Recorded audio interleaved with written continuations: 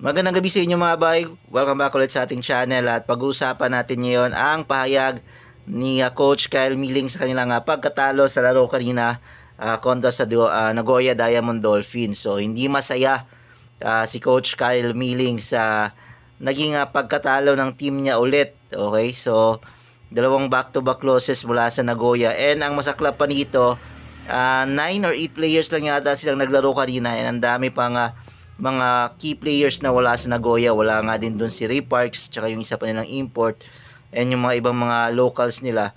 So disappointed talaga itong si Coach Kyle Milling, and syempre na-disappointed siya ulit dito kay Kai Sotto kasi nga nagkaroon siya ng 5 turnovers mga bay. Okay, so eto yung kinasama ng loob ni Coach Kyle Milling, na napailing lang siya kanina sa game habang nasa bench nanonood, habang nagkakaroon ng mga turnovers si Kai Sotto. So hindi ko alam kung maganda naman yung naging strategy ni Coach Kyle Milling. Actually naging effective yung paggamit niya kay Kai nung second half.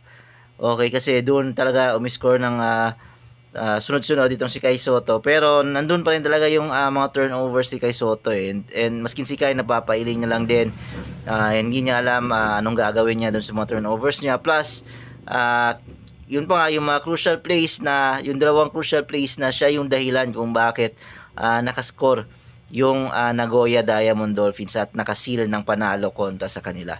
So frustrated si Coach Kyle Milling, hindi niya alam kung anong sasabihin.